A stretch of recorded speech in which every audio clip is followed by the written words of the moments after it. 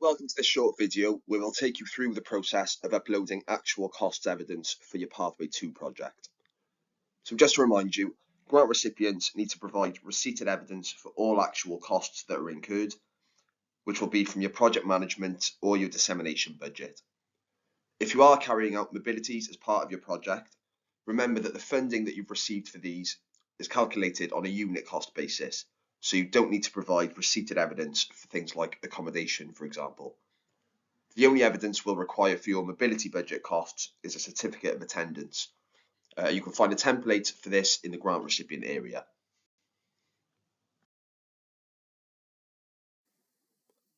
So I'll now just take you through the process for providing evidence on actual costs. So if you go into your reporting folder, you'll see that there's another folder within that called actual costs. Within your actual reporting folder, you'll have a lot more files than this, things like your pro forma, for example, your participant report. But if I click on actual costs here, you can see there's a separate folder for each budget category. And this is where you upload your receipts, depending on which budget the cost is coming from. So for example, dissemination, I'll click on that.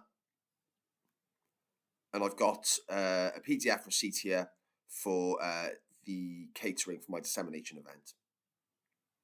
So receipts should be uploaded within 30 days of the cost being incurred, with the exception of staff costs. So for staff costs, you can supply evidence in the form of a timesheet at the end of your project.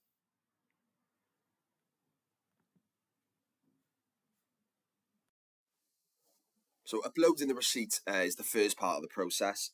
And then once the receipt has been uploaded, you need to log it on the actual costs log template. So I'll click on that, and that is within your reporting folder.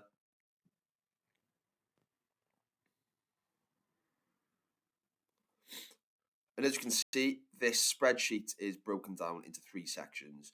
So it's sterling receipts, non-sterling receipts, and then there's the awarded tab as well. So we'll look at sterling receipts first. So to log a cost, you need to include the name of the item, and it's really important that this matches the name of the uploaded receipt. So I showed the dissemination receipt earlier, and that was called dissemination event catering. So the name of the item matches the name of the file in the receipt folder. Then a description of the cost is needed. So this just needs to be 1 or 2 sentences just explaining the need for the cost to deliver the project.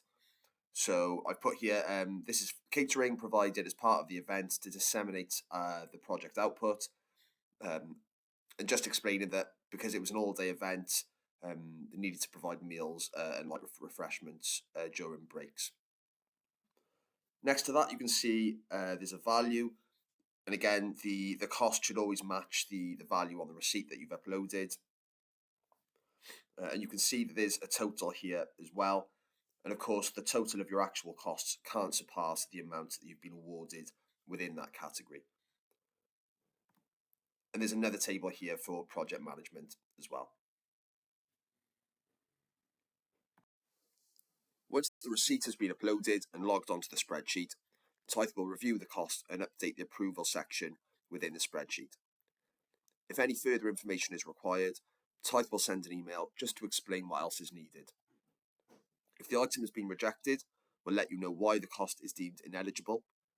If the cost has been approved, no further communication will be sent, so please do check the actual cost spreadsheet after you've submitted your evidence. If you have any questions or need support for actual cost evidence or any other aspect of your project management, please just get in touch at support@tithe.wales. Thanks very much.